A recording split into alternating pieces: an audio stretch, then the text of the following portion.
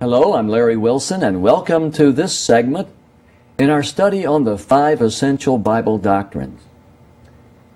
Most Christians have never really stopped to think that there are some essential Bible truths that need to be understood.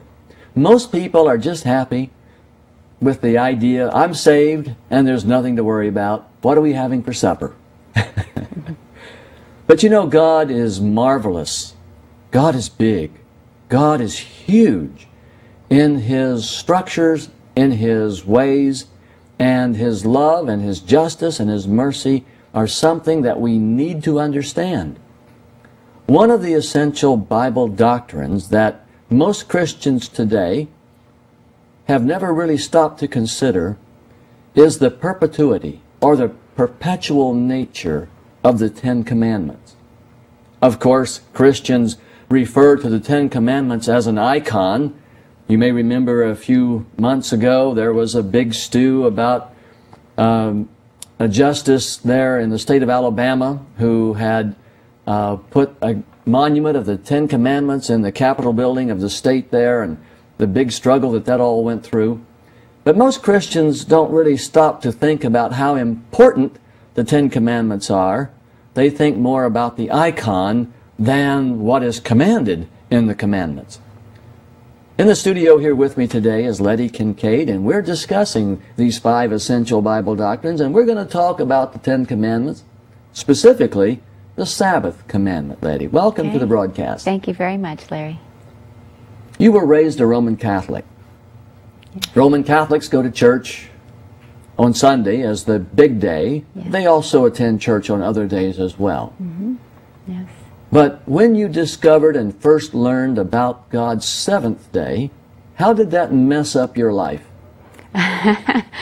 Totally. Actually, it was such a joy to discover that it was part of the Ten Commandments. I really never knew that when I was going to the Catholic Church on a regular basis. And to read that the 7th day was a holy day. Larry, I'd gone to church on Sunday, but it certainly wasn't a holy day. So my friends that say, well, Sabbath is Sunday, really Sunday was no different than any other day. You just went to a meeting. Yes, exactly. You just went to a meeting on Sunday, but it really wasn't a holy day because as soon as you got out of church, yes, you were off to do whatever you wanted to do. Yes. So there began my journey to find out, what does God mean by holy and sacred and set apart from all the others? What's the difference between a holiday and a holiday and a holy day? I, the letter I, meaning me. It's holiday is H-O-L-I. That's right. Yes. Holiday. Yes, I choose. I dictate what I want to do on my holiday. Mm-hmm. God's holy day is about God. So, would you agree that most of the opposition that people have against observing God's holy Sabbath day is that they don't want to give up some free time?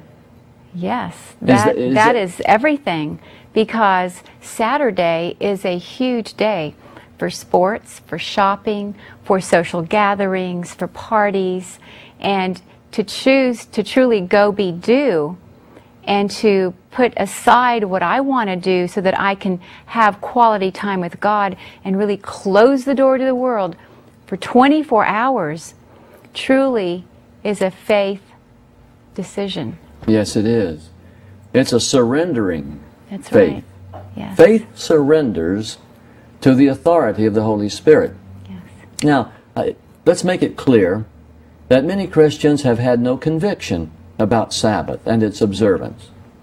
And the beauty about God is that those who haven't had a conviction aren't under condemnation. We understand Correct. that? Yes.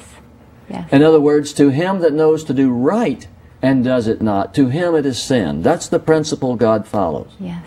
Yes. However, to him that knows to do right and does it not, you're in trouble. Right. Well, Larry, I think that one of the biggest problems for Christians is that they think the Ten Commandments are not valid anymore. And so thus the Sabbath, a day of rest, whatever day, is no longer important.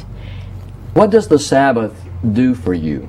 What kind of, what does the Sabbath bring about for you? The Sabbath brings a day of joy, of rest from all of my struggles and burdens of the week, and it's a special time for renewal with God. And truly, it has become a joy. Of course, at the very beginning, you have to look at the changes that have to come. There has to be change with the willingness to go and to be and to do and surrendering. Larry, it's an every week thing. It's not just a one-time It's not thing. A once-a-week thing. It's an everyday thing, surrendering. God interrupts my schedule once a week. So, you know, the breaks have to start to come on around Thursday or Friday to prepare for that day every single week. It's not just a day, it's a whole lifestyle change. You know, I have, through the years, led many people to understand the Sabbath and had that privilege.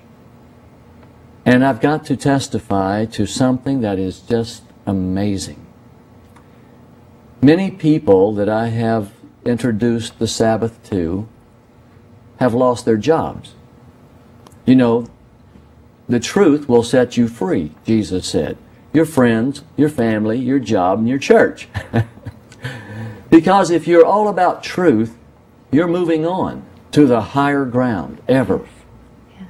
And I want to say, Letty, that I have never known not a single person who has lost and given up their employment in order to observe God's holy day, that God did not give them a better job and a better and more secure situation following.